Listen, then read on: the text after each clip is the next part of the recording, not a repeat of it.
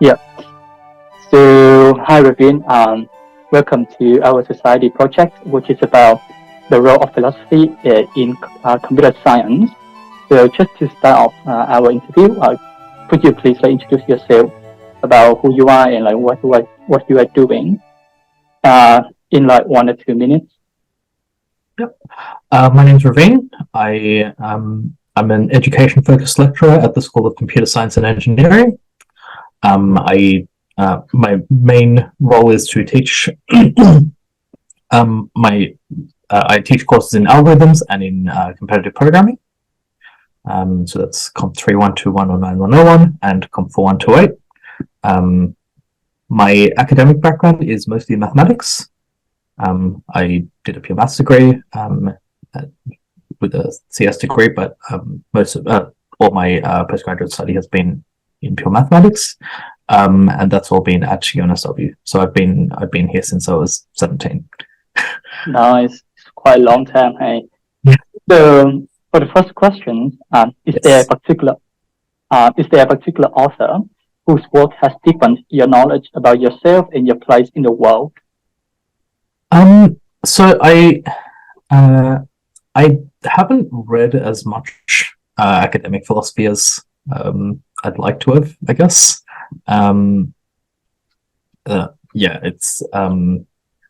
It's I actually did study a little bit of philosophy when I was in high school, because I did the HSC in New South Wales, and I did the philosophy distinction course, which was a correspondence course through the University of New England. And yeah, so I learned like very brief primer to various branches of philosophy in that, and probably had the most interest in like political, ethical, and moral philosophy. I found so learning about roles and so on was interesting, but found a lot of the metaphysics stuff very out there and not really of interest to me. Yeah. So instead of any philosophical figures that kind of inspire your life, but so instead of that, in your life, do you have any other figures that kind of inspire your dream, your passion, and then kind of shape who you are? So of people that I know personally, sure.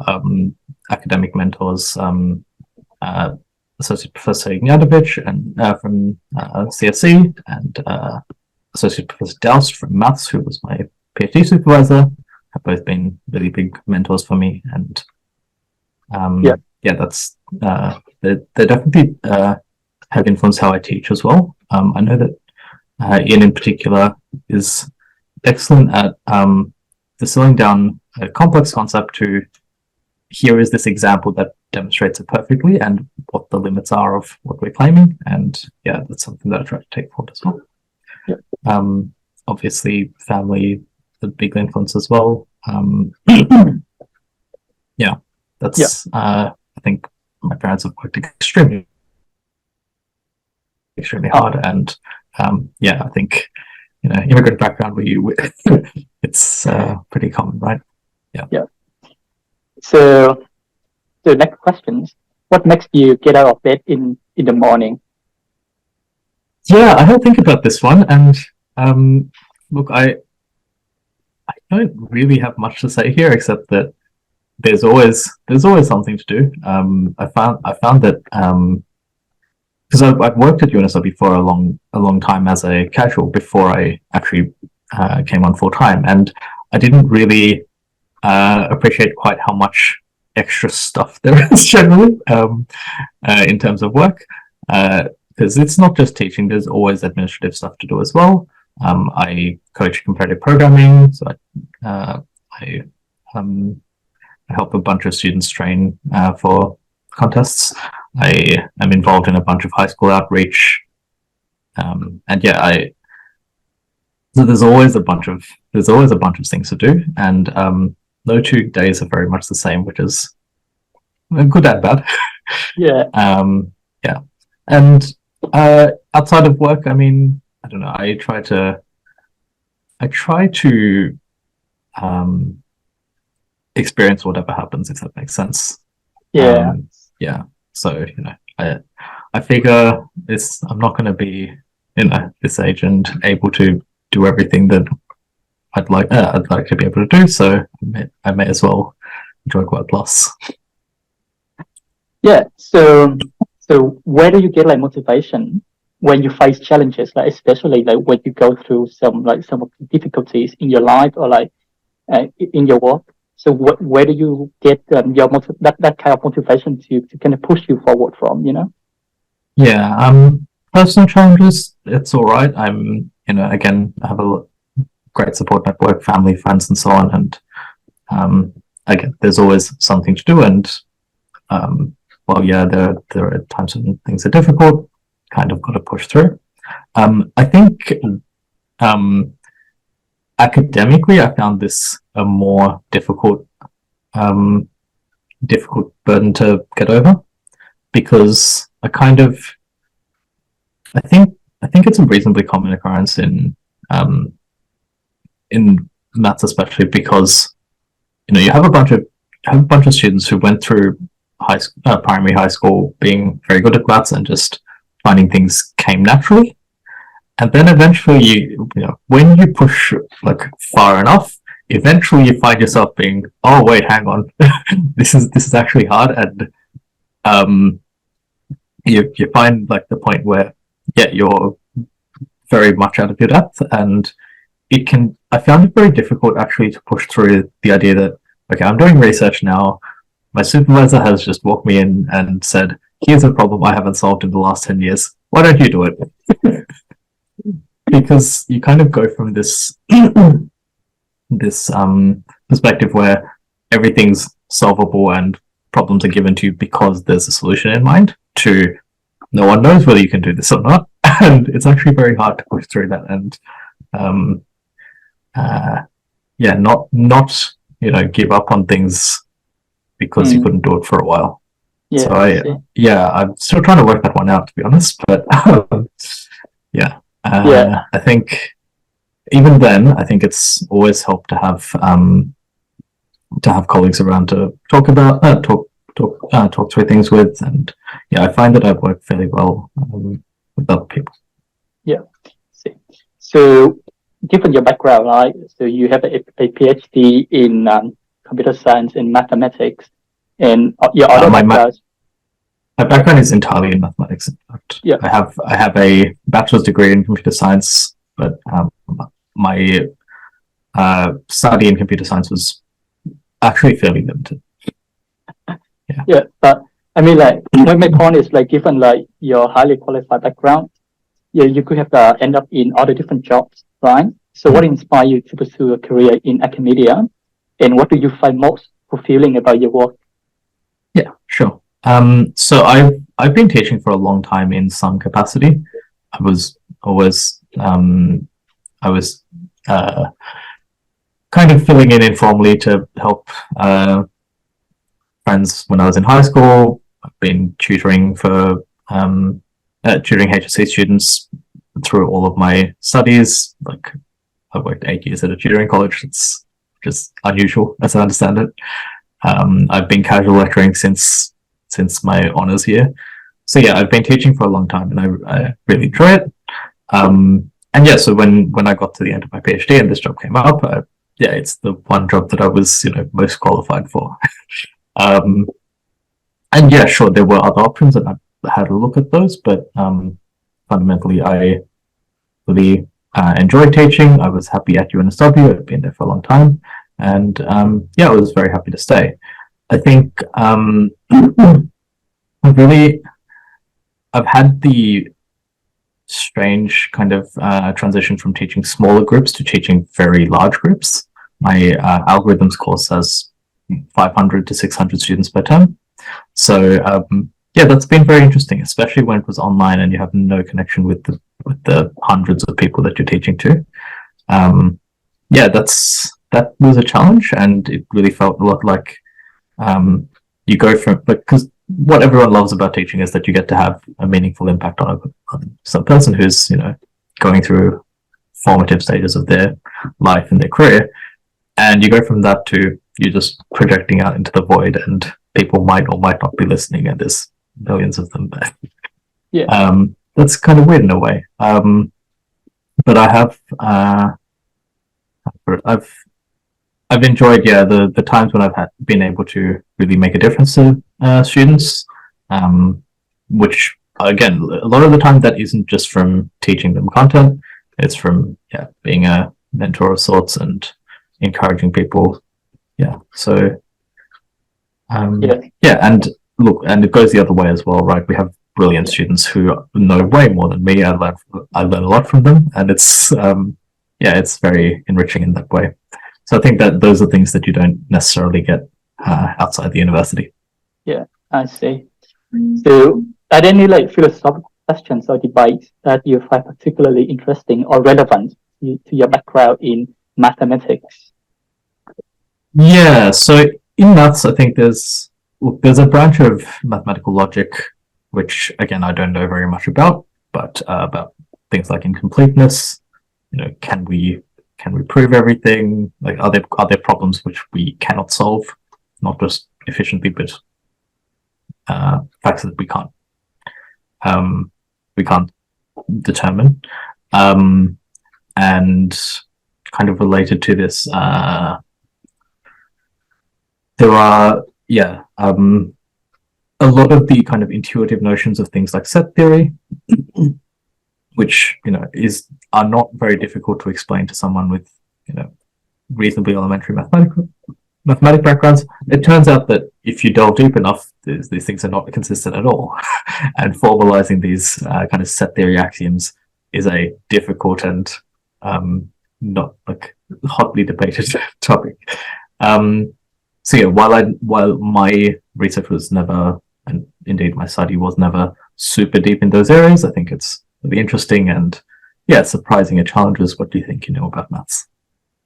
Yeah, so from your research and like from your background and understanding of mathematics, to a normal person, like if you look at your background of that, like it appears to be like too abstract for him, right? But then, what kind of relevancy or like what kind of utilities that from your research can bring to our society or like to humanity in general?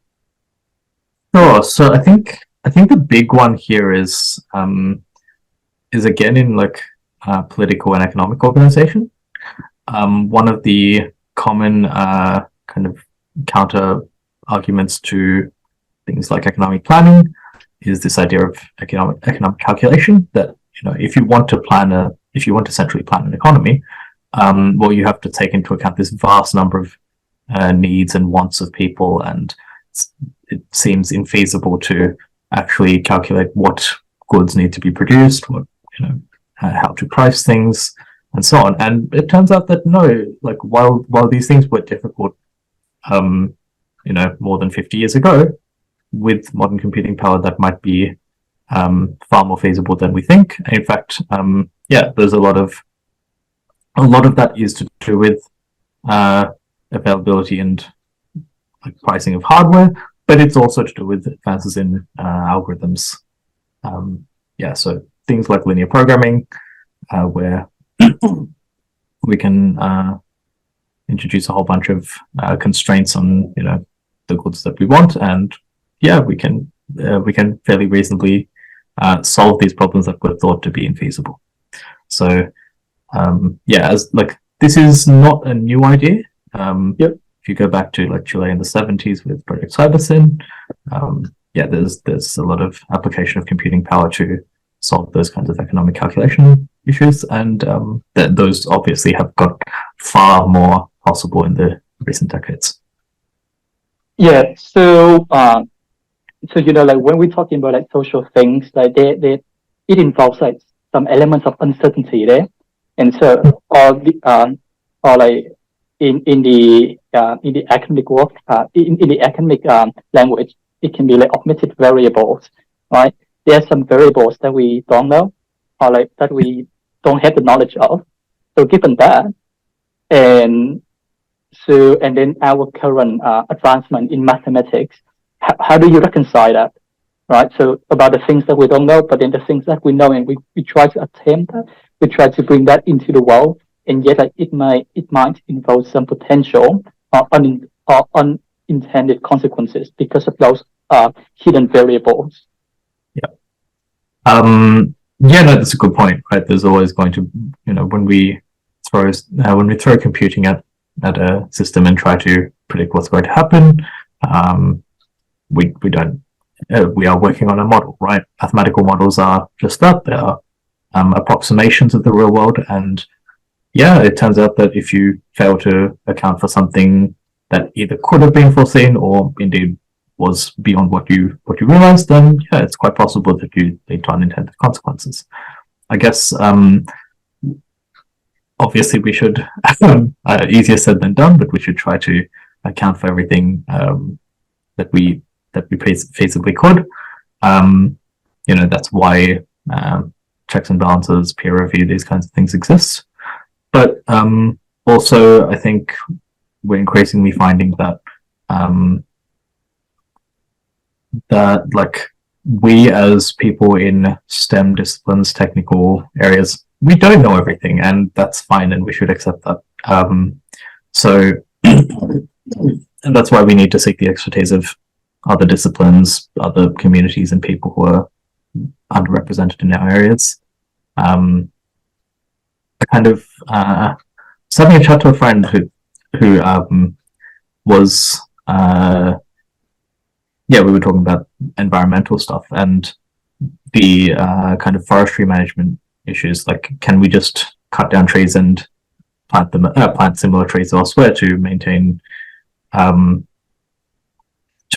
kind of ecological diversity that we'd like? But this seemed to someone without the background in that kind of management, then it seems like, sure, maybe we should just have a similar kind of forest elsewhere. But no, there's particular requirements of the soil and the water that are specific to that location. And we've come along with these tools that are very helpful, but at the same time we don't know everything, and so it's important to do everything that affects the real world in consultation with the people, the communities who have actually been doing a decent job for quite some time now, right?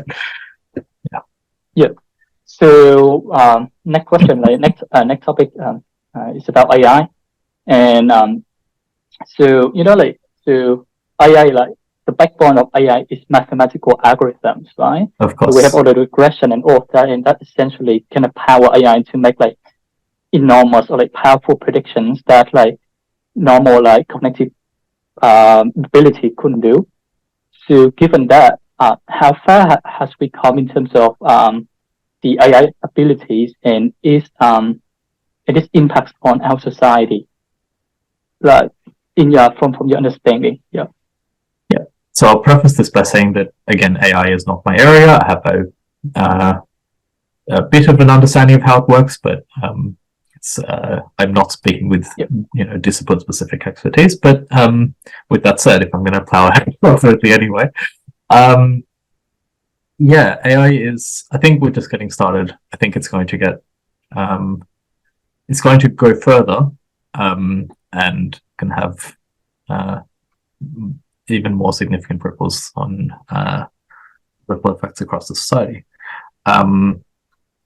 Because there's a lot of how to put it. There's it's massively exciting, but also it's very concerning at the same time. Both in terms of what it can do and what that means for society. Because as you say, these tools can, using statistical analysis, can process unimaginable amounts of data and produce something plausible in a unthinkably short time. And that's of course very exciting, and in some fields that's going to mean that entire jobs are not going to be necessary to be done by humans, or at least not in the form that they're done now, right?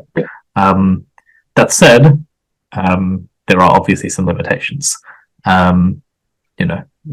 GPT-3 most notably like will lie confidently about things that that people can quite easily tell are wrong. And so we can't rely on those things straight up. The output of these kinds of large language models is exactly that. It's a guess for the next word machine, and it's a very good one. But even so, it kind of lacks context. It can struggle with very specific queries, and it can just lie. So there are some serious problems in that regard.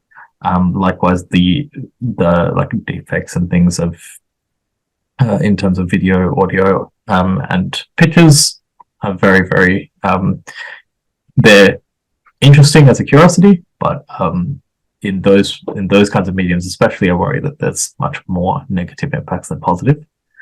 If you want to make a video of, I don't know, The Rock shaking hands with George Washington, you can do that. But we might not want that tool to be something that actually exists.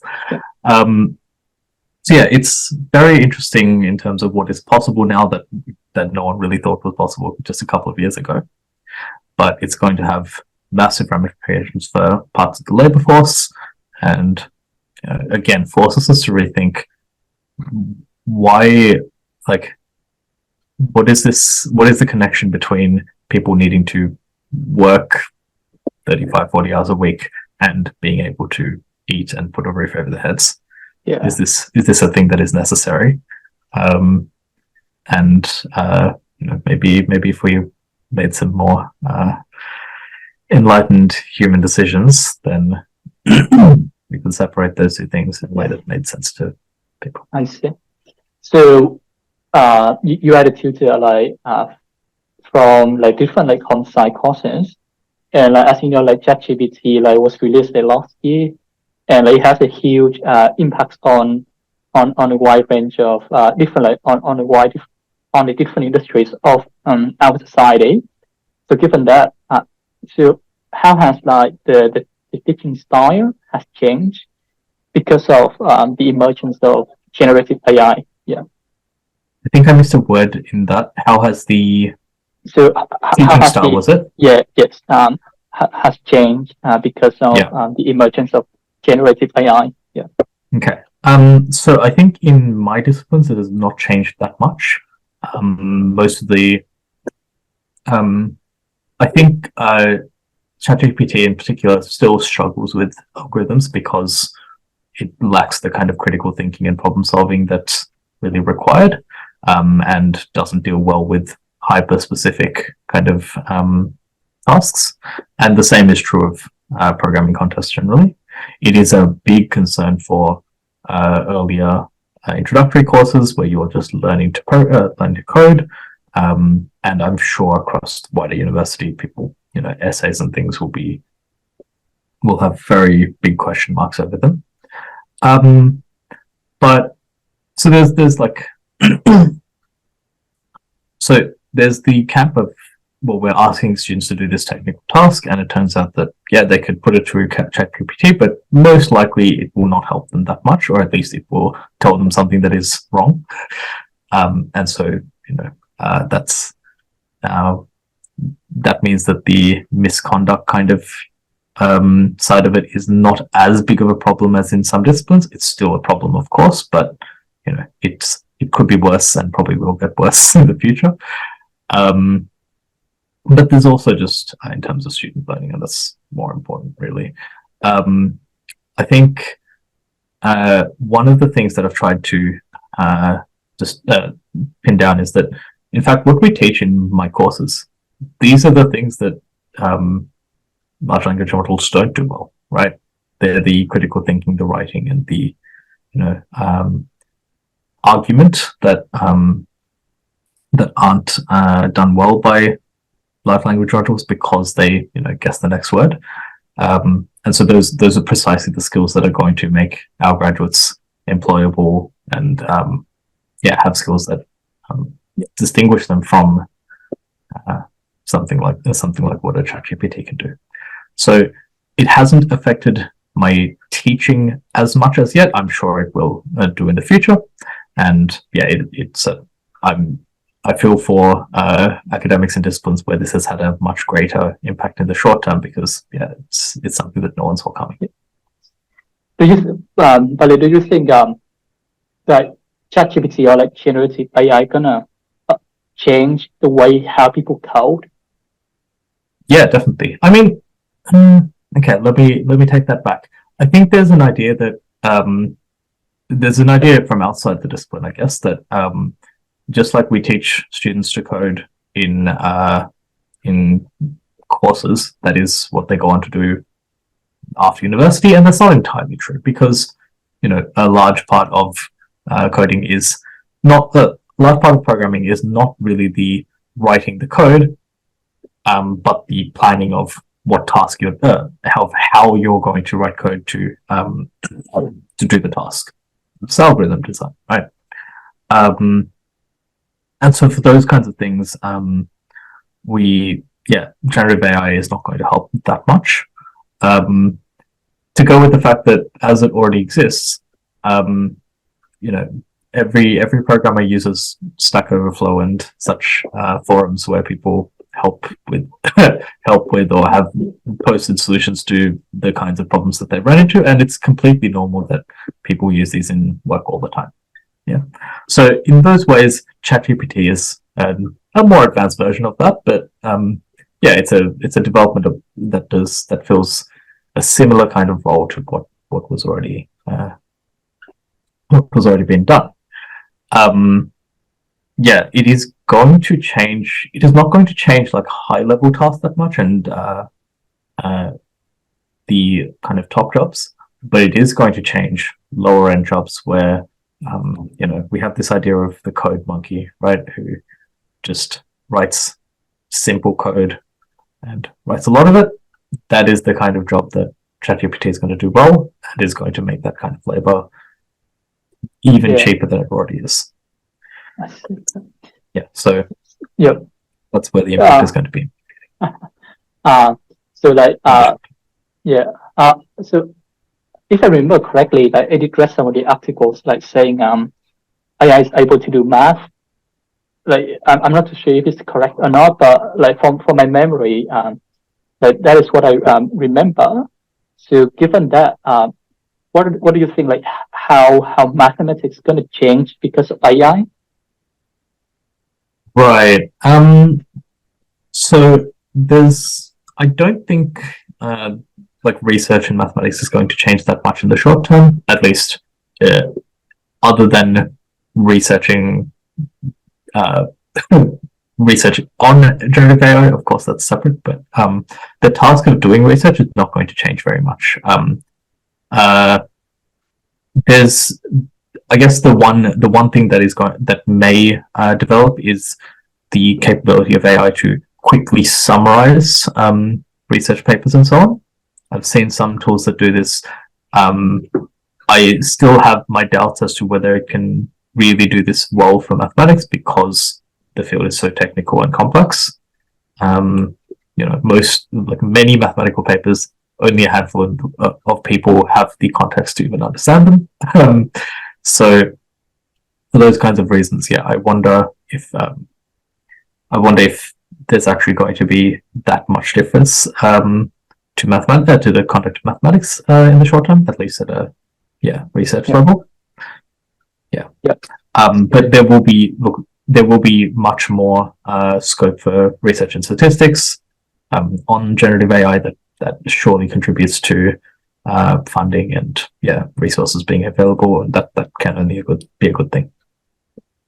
I see. So what advice would you give to yourself, like your younger self, or like to people who just start out in your field? I think, look, if it was, I'd say, look, to myself, keep doing what you're doing. It kind of worked out. I've been very lucky. I've been in the right place at the right time many times now. But I would have also liked to diversify my interests earlier. I think when I was a student, I probably had more time than I will have for a while yet. So yeah, I would have liked to do more wider reading and study outside of my discipline.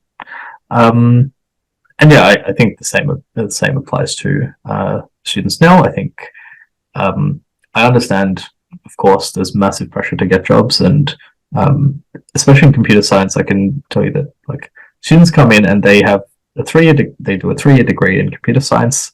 After 4 terms of that, they're already applying for internships, and so it means that yeah, it's a grind from the start, right?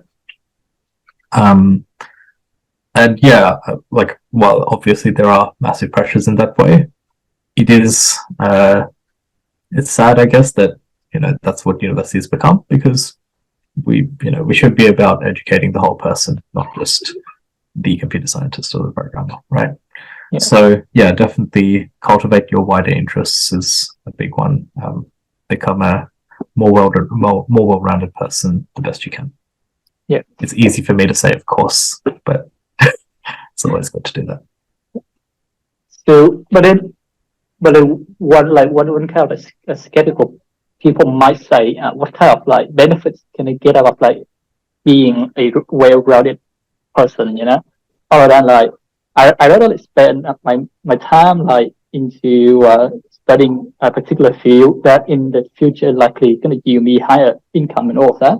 So what is your response to that? It's probably true, but it's no way to live. Yeah, I think it is. Yeah, we've kind of lost a bit of that.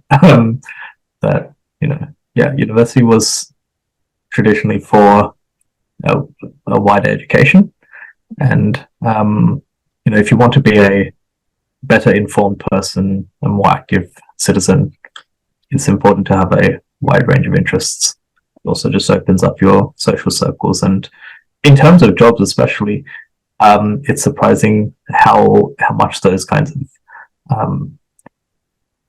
not the connections outside of your very close network, those kinds of connections can be really, really important to your long-term career. Yeah. So yeah, there's some upsides there as well. Yeah.